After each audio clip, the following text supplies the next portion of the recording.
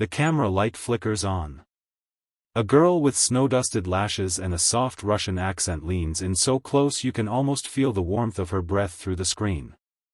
Privet. If you are here right now, please don't swipe away. This story destroyed me, then put me back together.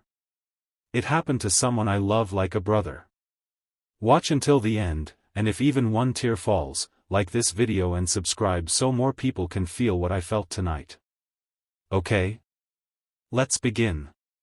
Her voice cracks just a little. Moscow, December. The city is frozen, but inside the glass-walled restaurant on the 54th floor of the Federation Tower, Alexander Volkov sits alone at a corner table. 35 years old. Billion-ruble empire. A face that belongs on the cover of Forbes and, at the same time, in every mother's prayer. He is wearing the same black coat he wore to his wife's funeral 3 years ago. Under the coat, a simple charcoal sweater. No tie. No watch.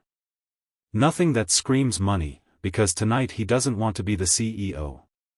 Tonight he just wants to be a father who keeps his promise. At home, his 6-year-old daughter Sofia drew him a picture this morning, 2 stick figures holding hands under a crooked heart. "Papa, bring me a new mama who smiles like the one in heaven," she said, pressing the crayon drawing into his palm like it was legal tender. Alexander laughed through the ache and told her he would try. That is why he is here. A blind date. Arranged by his meddling assistant Irina, who swore, "Sasha, she's different. She won't care about your money. She's broken in the same place as you are." The minutes crawl. 7:15 becomes 7:30. 7:45, every time the maitre d' approaches, Alexander shakes his head before the man can speak. Another woman who saw his name on the reservation and decided a single father with a dead wife was too much baggage. He is used to it. He almost stands to leave when the elevator doors slide open. She walks in like winter itself, decided to apologize. White coat, pale gold hair twisted into a careless knot, cheeks stung red by the cold. 22 years old, but her eyes are older.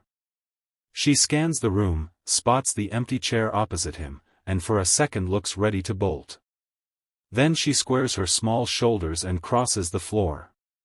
"I'm sorry I'm late," Katerina Morozova says in a voice still carrying the soft edges of St. Petersburg. The metro stopped between stations for 40 minutes. "I thought," she stops, laughs once without humor. "I thought nobody would wait." Alexander stands.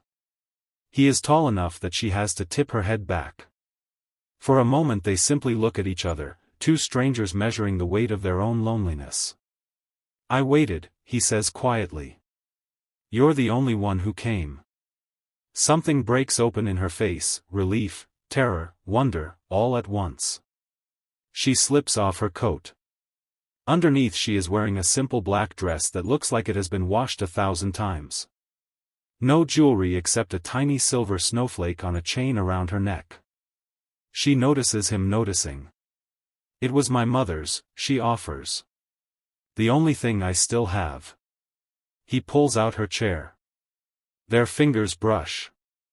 Static jumps between them like a promise. The waiter appears. Alexander starts to order for both of them out of habit, then catches himself. "What would you like?" he asks instead. Katerina hesitates. "Just tea with lemon. And maybe those little blini with red caviar?" "I've never tried caviar." She blushes. "I know it's silly to come to a place like this and order blini, but..." "It's not silly," he says. "It's perfect." They talk. Carefully at first, then like people pulling thorns out of old wounds.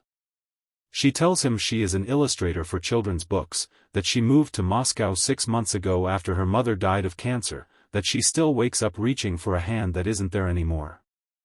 He tells her about the night his wife Masha collapsed in the kitchen while making pelmeni, how he found her on the tiles with flour on her cheek and Sofia screaming in the next room. How he built an empire to prove the world couldn't take everything from him, only to realize the world had already taken the one thing that mattered. At some point their hands find each other across the table. Neither of them remembers who reached first. "You're shaking," he whispers. "So are you," she whispers back. The waiter brings the check. Alexander signs without looking. Outside, snow has started to fall in thick, silent waves. "My driver can take you home," he says. Katerina looks up at the snow, then at him. "Could we walk a little?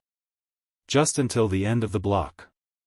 I don't want to go back to my empty apartment yet." They walk. The city is muffled, every sound wrapped in white. She slips on the ice, he catches her. For one breathless second her body is pressed against his, heartbeats crashing into each other. "I'm scared," she admits against his coat. "Me too," he says into her hair that smells like cold air and vanilla. He tells her about Sofia then. Shows her the crayon drawing on his phone.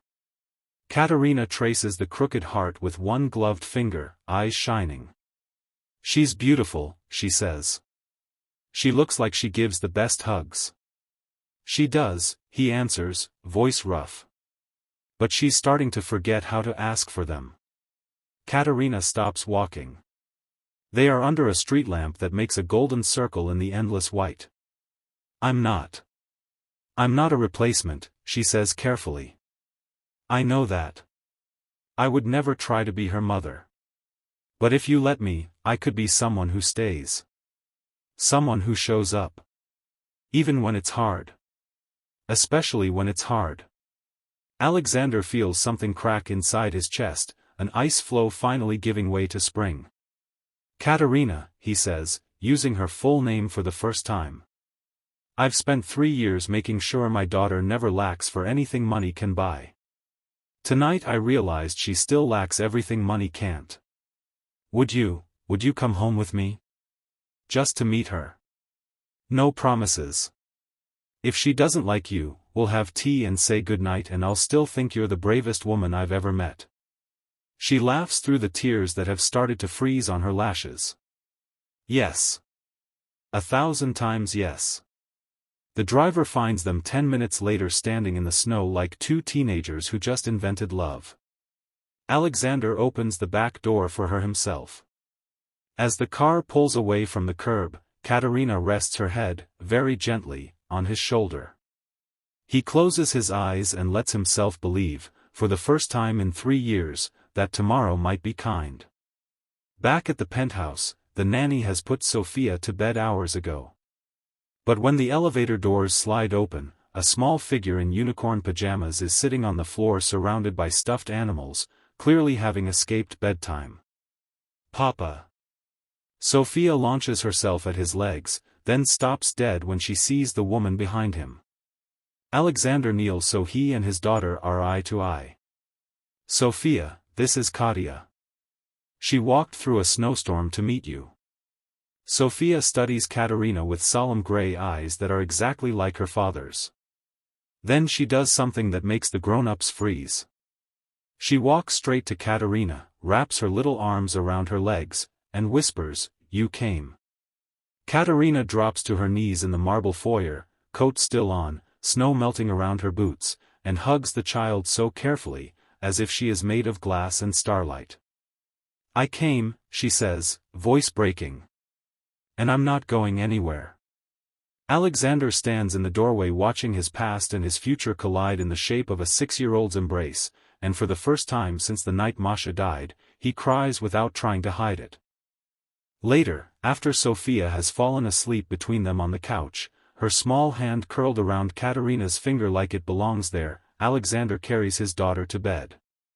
When he comes back, Katerina is standing at the window looking out at the sleeping city. He comes up behind her, wraps his arms around her waist, rests his chin on her head. "Thank you," he says against her hair.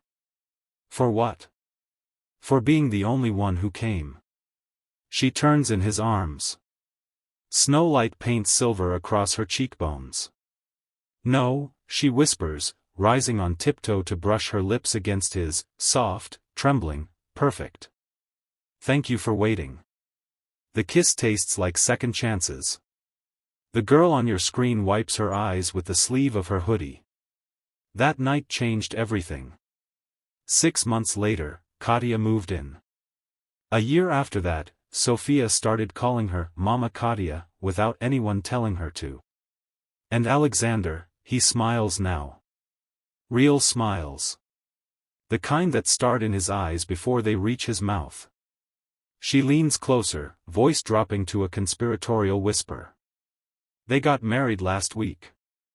On the roof of the same restaurant where they met. Sofia was the flower girl. She wore a crown made of paper snowflakes because, she said, Mama Katya is my snowflake that never melts. The girl smiles through fresh tears.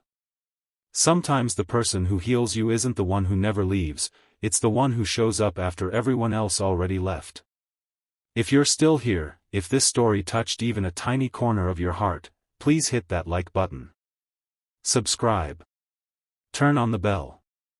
Because there are more stories coming, stories about people who were brave enough to stay. She presses her hand to the camera lens, as if she could reach through the screen and hold yours. Don't leave, she says softly. You're the only one who came this far with me. The screen fades to black. But in Moscow, 3 hearts beat under one roof, warmer than any Russian winter has a right to be. And somewhere, a little girl sleeps smiling, dreaming of snowflakes that never melt.